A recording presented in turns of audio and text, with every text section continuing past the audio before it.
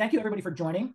For those new folks on the call, I'm Alistair Meffin. I'm actually happy to say that I'm gainfully employed officially. I work for I work for a company called Florence Healthcare. I'm the VP of Customer Success.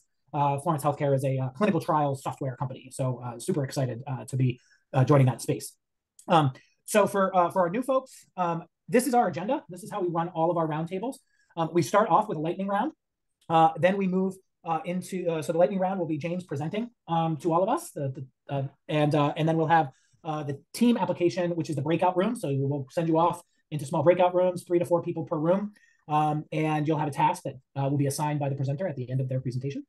And then we will vote. So you'll vote on the different ideas within the mural board that you think are the most important, and then we'll come back and the presenter and I will do a group discussion based on how you all voted. So I am super excited to have our speaker today. Those of you who may already know him, it's James Killian from HSD Metrics.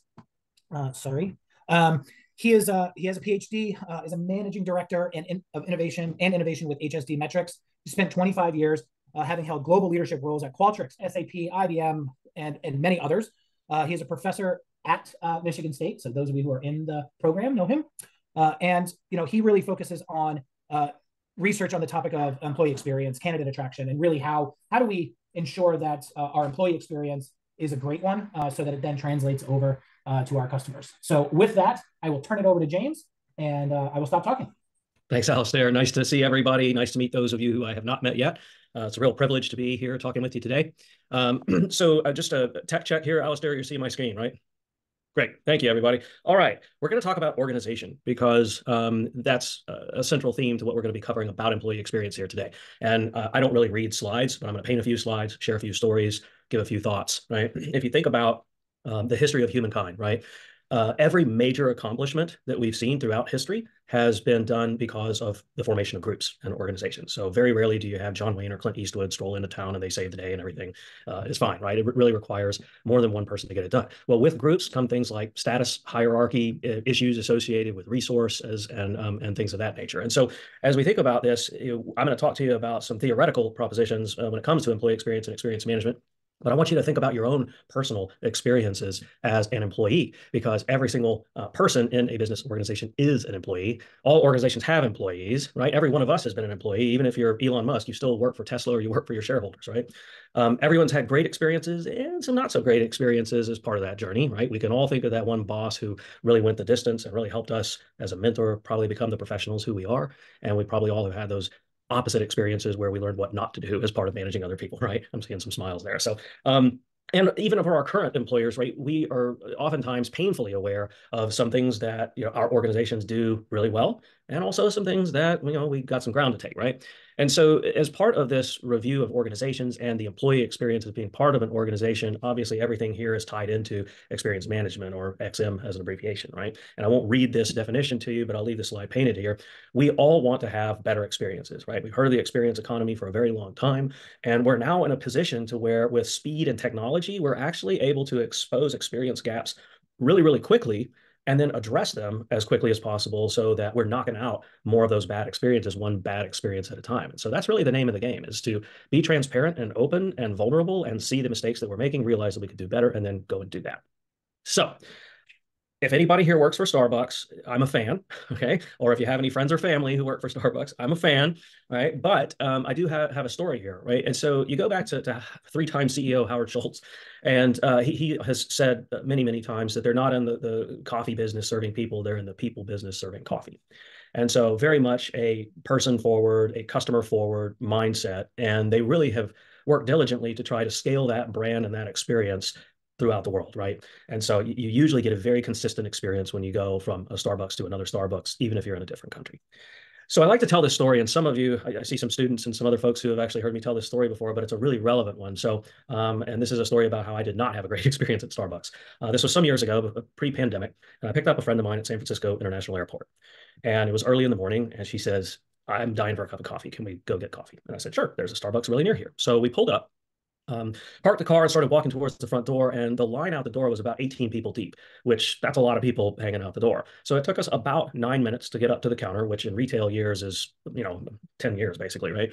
And so we finally get up to the counter, and as we're about to make our order, I look over to the mobile pickup line, and what you would expect to see in a mobile pickup line, right, is people walking in, grabbing their drink or their food item, and then exiting the premises very, very quickly. Well, that line was about 25 people deep, and those people were not happy. So you could just see the angst on their face, many of them tapping their feet, rolling their eyes, tapping their watches, right? So I get up to the counter, and we provide our order, which they then got wrong not once, not twice, but 3 times.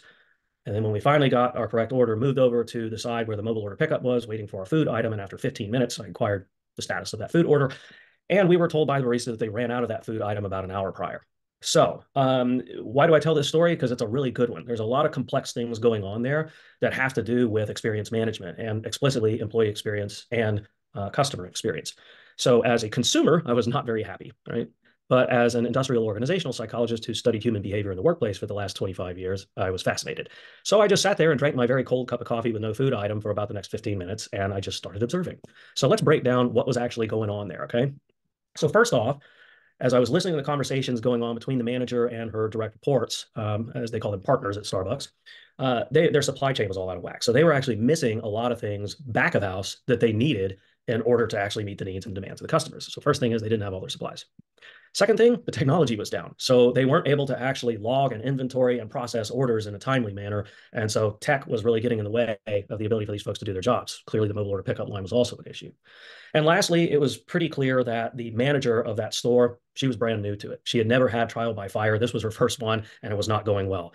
In addition, the direct reports, those partners who were working with the manager, they were very new to the job as well. So you didn't even have a kind of a senior staff member there who had been there, done that, and was able to step in and actually provide some guidance of, hey, here's how we've handled this before, right?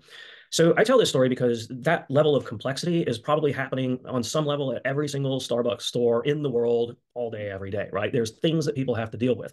This was a perfect storm of nothing working right. And, I was unfortunately at the receiving end of it.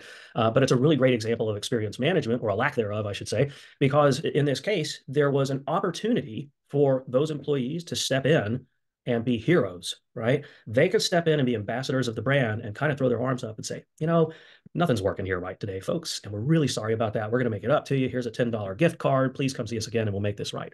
But that didn't happen. Instead, the staff were rude to the customers. They were snappy. And so it's a really great example of when things went wrong, they went really wrong. So instead of being the hero, they ended up being the zero.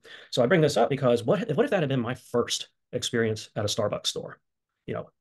Would I go back again? Maybe, but what if I had the same experience 2 times in a row or 3 times in a row? What are the odds I'm ever going back to another Starbucks, right? Slim and none. But I can tell you, as somebody who, again, is still a fan of the brand Starbucks, I drink it daily, right? Do you think I'm ever going back to that store? Nope, not a chance. And so that kind of an example is really relevant here, right? So this is my rudimentary breakdown of the service profit chain, which I'm not going to give a lecture on that. I'm assuming you're at least somewhat familiar with it. But basically, it works like this. Every organization out there has a brand. That brand is able to then deliver through products and or services by the employees to the customer. That customer experience then comes back around and either has a positive or a negative impact on that brand. And so this should make sense, right? So in this equation, and granted, this is a lot more obvious and a lot more easy to measure in B2C type of environments than it is to B2B environments. So I want to be transparent about that. But even in B2B environments, you get into the jobs like sales or customer service, right? You can definitely see that brand connection with the end user, with that customer. So this is really important because if you don't do all this stuff right, or you're at least not even trying to make amends with the customers as they're going through a negative experience, that leads to what I've coined the Yell effect, which is essentially, you don't ever go on to Yelp and write a review if you had a perfectly adequate sandwich for lunch. But if you feel like you were wronged when you were getting that sandwich, oh yeah, you'll jump on there and use that forum to tell everybody and their grandmother exactly how bad of an experience that you've had. And so obviously we want to minimize the Yell effect for our organizations, and we do that through experience management. So every single one of you, I'm sure, has been exposed to an employee engagement survey. So engagement is a necessary but not sufficient condition for a holistic, positive employee experience. What I mean by that is there are certain constructs that you measure on engagement, and everybody's got a different model, right? So I'm now at HSD Metrics. We have our model. At Qualtrics, when I worked there, we had a model. At IBM, Connexa, we had a model there. You may have heard of Gallup. You may use Glint or Culture Amp or Perceptyx or whatever the case is. But they all kind of basically are just shades of the same gray. So pride, advocacy, satisfaction, discretionary effort, and intent to stay, right? Probably with the latter two being some of the most important constructs that we really want to measure. We want to make sure that people are giving more than the minimum as they're at work, and we want to make sure that as they're doing that, they're going to stay as long as possible. So the issue with employee engagement, though, as part of holistic employee experience management, is that most organizations are in the antiquated practice of measuring this once a year. Probably many of you are familiar with this. You get a survey once a year. Maybe it's 50, 60, 80 questions long, and you kind of roll your eyes by the time you get to the end of it. But depending upon what your organization is and the culture on taking action, you may feel, hey, I know if I actually complete this, somebody's listening and they're going to do something with the data. They're going to take my feedback and it's actually going to be heard. And that might actually help me do my work better, right? The issue with measuring engagement once a year is this is a lot like driving a car forward while looking in the rearview mirror. So also akin to maybe asking your spouse or your significant other one time a year, how we doing? We doing okay? That doesn't really work that great, right? You need more constant feedback to actually be able to make micro changes over time, as opposed to having to revolutionize the way that you work with somebody or around somebody.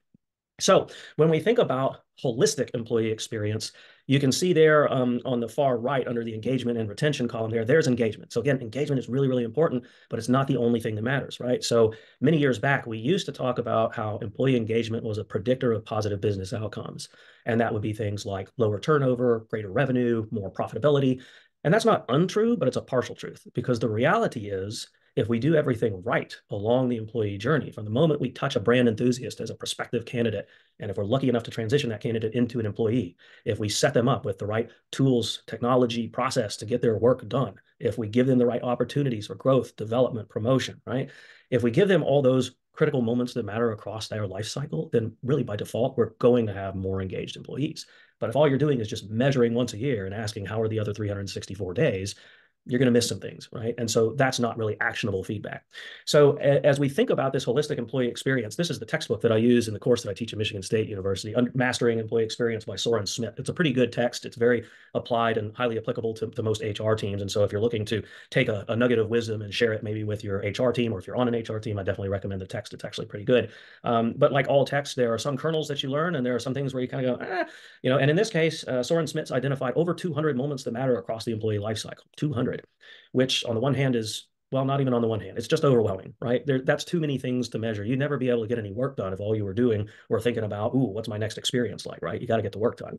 And so the ones that I have up on here on this example slide are pretty common moments that matter across the employee life cycle that many professionals out there within the field of employee experience have identified solutions for, right? So coming up with a use case and then coming up with specific content that measures specific things that are relative to solving the use case.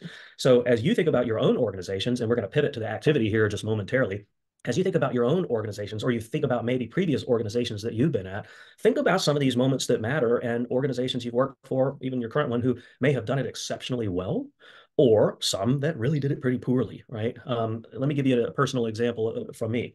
I served as a global leader at IBM some years ago. And as I was going through orientation at IBM, very inspiring, right? 100-year-old company, lots of tradition, lots of innovation, reinvention, so many patents, so much research. It was really inspirational. I was fired up for Big Blue.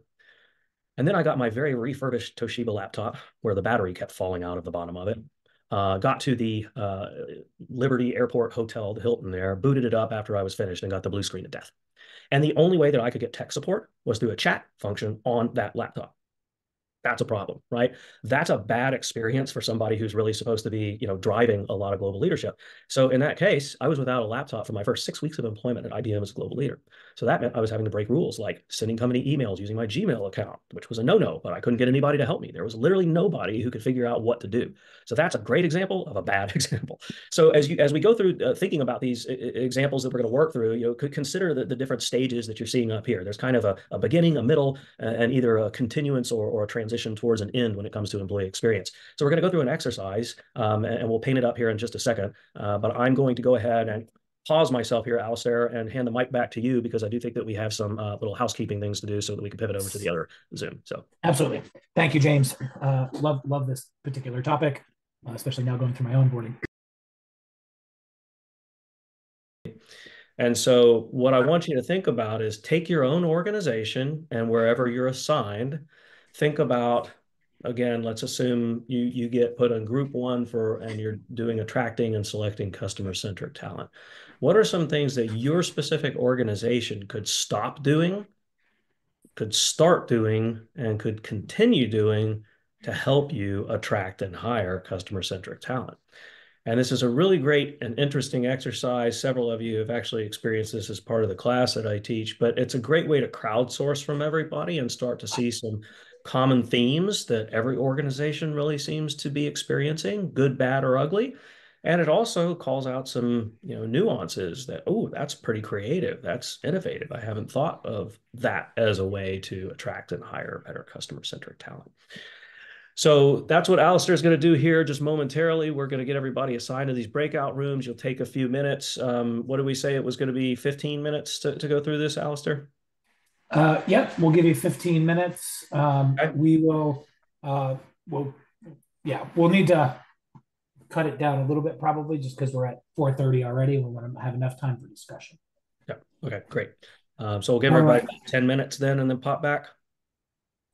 All right, 10 minutes starting now. Let's come back in 10 minutes, everybody, and enjoy your time.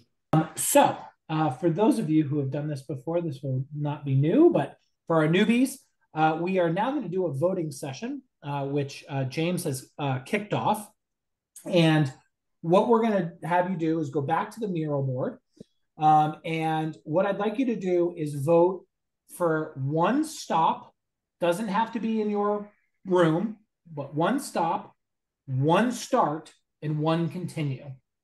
What we'll do is we'll tally those votes up, and then we'll have a discussion. So I will set the timer. We're going to do 3 minutes for the voting so that we get enough time to do some discussion and then wrap up with who we've got coming next month. And I'd be remiss if I didn't remind everybody about the conference coming up in October. I think Tom might actually fly from Alaska to shoot me if I didn't. So.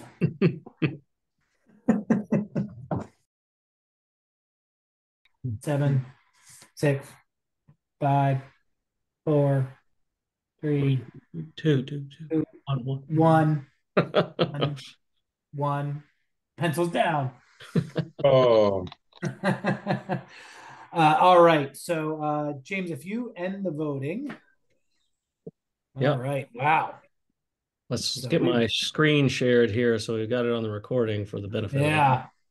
Look at that. All right. So crazy. Lots of hot topic here for communicate actions being taken from employee feedback. Show that the feedback is valued. Oh my gosh. Right? Right. I mean, this is the biggest problem that we see within particularly employee engagement work as it had been done, because with that once a year, we open the survey for 2 weeks. We ask everybody to fill it out. And really interesting is that more often than not, we would see that it would take somewhere between 5 to 6 months to get information in the hands of the managers with action plans to actually do something about it. And I would submit to you that if you're waiting 5 to 6 months after you've gotten feedback, you're taking action on things that are no longer relevant for the business, right? You're way, way off the reservation. Way behind, for sure. So speed is really, really critical in getting that that insight. And the other thing that I think is that I've seen that's been potent, powerful, is one of my old customers actually had a very low participation rate in their engagement survey. They wanted to move from an annual where they were getting like 56% participation, and they wanted to get more, and they wanted to move towards a quarterly pulsing strategy, which was aggressive for them given the culture. But they supplemented this move with an employee newsletter where they actually had a section that said, you talked, we listened, we acted. And so employees every 3 months, every quarter, were basically able to see, oh, if I give my time to this and give my feedback, they're actually doing something with it. And it resulted within a year of them having participation rates of 88%. So that's really a great success. That's crazy. That is a great success story. This came from Group 5, which it was actually a continue, which is really great that your company's already doing this. Who from Group 5 put this in? I'd love to hear sort of like James sharing his story of the newsletter, how how your company is doing it. Yeah, that was me. And so what we do is we have a survey that comes out on a somewhat regular cadence called Vibe, where we ask, and it's only 10 questions of just things, and then there's open ends in there for people to tell us. Combination of that, and then we do a voice of the employee every quarter, which is managers, leaders, just sort of word on the street. As a leadership team, we look at all of that. And we take those and start developing what we're going to do differently. So we come out once a quarter and say, okay, here's what we heard from you. Here's the things you say you want. Here's what we have in action. And oh, by the way, last quarter, here are the things you said you want. Here's what we've actually done since last quarter. Here are things we've put in place or things we're working on. So it's just a way of showing them that we do listen. And if they offer up something that we just can't do, we'll explain why. Hey, we know you want this. We can't do it exactly this way. We're thinking about doing it this way. Let us know your feedback. So it's ongoing. And we've had some really interesting, like, I think we've seen the most here with certainly our HR benefits. That's one we complain. We hear Shocking. A lot on that. Yeah. But also just in our modes of communication, where we're communicating things, where the strategy came from, what's happening with our competition. Like, they want to know those things, they just don't know. So yeah, it's been great. That's awesome. Fabulous. What's your industry? What business are you in? So I'm with Humanate. I'm the managing director of North America for Humanate. We're a full service research consultancy. Fascinating. Awesome. Yeah, I mean, you definitely do see, being a research consultancy, that makes sense to me that you've taken a very thoughtful approach to it, right? You go to certain other verticals, like manufacturing I mentioned before. In a lot of those cases, you have a large population that doesn't have smartphones or any phone, or, so being able to capture all that variance becomes a little bit more of a challenge. That's great. Our product is our people, so we kind of have to. Right, there you go. That's awesome. Love it. All right, shall we move forward, Alistair? Yeah, number. I am shocked with this group that this did not get more votes. To be completely honest. So I agree with what's being said. So stop thinking that customer service and support is customer experience. But maybe whoever authored this, if you could just tell us a little bit more about the meaning, just for people who might be watching this afterwards. Sure. You want me to jump in here, guys? Go for it. Okay. So I think a common misconception, of course, James, we talk about this in the program a lot, is that if somebody thinks a CX experience, and I was just talking to Jason, who's on the call as well today about this, thinking that customer service or support is customer experience, then they're mistaken. That's just one facet of it. That's what I told the group. The CX is a whole overarching strategy that the company has to take to look at all aspects of how we treat our employees or how we treat our customers, and not just one thing to put your hat on. Like, give them good customer service and they'll keep coming back. That's just one part of it. What else can we do? What other offerings, services can we do? When looking at our employees, what can we do to retain the best people? Obviously, that's determined, narrow down what people that are applying to our organizations, and we'll get to that in the start, but what people really understand what CX is, and how can we make a better hiring decision based on their knowledge of experience, just thinking that support is everything, and it's not. So yeah, totally agree with that. Yeah, that's awesome. All right, let's jump down to the 2 and let's grab a start. Wait. Got a lot of ties here, Alistair. We got a lot of ties, so I'm as the host, I get to have a prerogative here. Coach for growth, futures, plans, and skills. I'm a huge advocate for this, and I'd love to hear from the group. This is from group 3 on this one. So that one, I put that one down. And but as we were talking about in the group, so often your weekly, bi-weekly, whatever management coaching devolves into project updates, tactics, and all those kind of status updates with very little big L leadership approach from a coaching standpoint from managers to talk about what is the future that your employees want to build and grow within, so they can grow in your company or past your company into that next phase of life. Yeah, no, this is a big one. Florence, I'm learning, is huge in this area. They specifically designate 1 week a quarter where each of the managers need to be doing just this with their direct reports, which is really cool. And we actually have our own career coach as part of our HR staff, which is brilliant. I hadn't seen that before. So, all right, James, Yeah, why don't you? I really like this, and actually, I'll even take us back a little bit. If you step back from all these that have the 2 votes, that you just called out is just a derivation of what a lot of other people said synonymously here, right? So you see things like investing in professional development, right? You see coaching, you see training, you see the specificity about skills, quality, certifications, right? So having a customer-centric organization is, number one, about a philosophy, right? We're going to actually do things better than we have before. We're going to do things better than the competition does, and we're going to do right by our customers.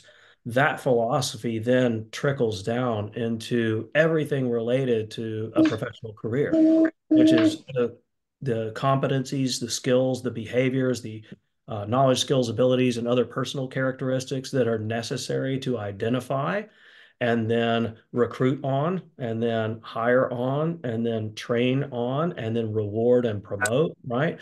And so I think that's a really important central theme here, because if you don't have that philosophy and you don't have that approach towards first understanding and then measuring what are customer-centric behaviors among employees, if you don't do that, then you're falling right back into this piece of thinking that customer service and support is equal to customer experience. And as we've very quickly identified here today, they are not synonymous. They are not equal. They are not the same. For sure. Awesome. Well, really great topic. And I know folks will definitely want to catch this in the YouTube channel. So I am going to quickly share my screen. We are excited. So Simone Silva will be joining us next month, talking about CX capabilities and critical transferable skills, and then how do we transfer that right over to a successful program.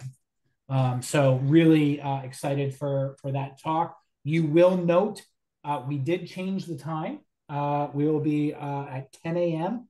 And it will be the second Thursday. I think Tom got things a little messed up in his scheduling head, which is okay. We will do the second Thursday of June at 10 a.m. So we'll get those invites out as we usually do for everybody that was already on the calls, and hopefully get some more folks here for June. And then, as I mentioned, as you were voting, for those of you who don't know, we've got our annual CXM 360 conference in East Lansing. It will be in early October this year, as it usually is. So please, registration is open, and hope to see all of you there. It is a great event, not just from the content, but the people and the networking is fantastic. So with that, everyone have a wonderful rest of their day, and we will see you in June. Thank you, guys. Thank you. Thanks for the time today, everybody. Take care. Great roundtable.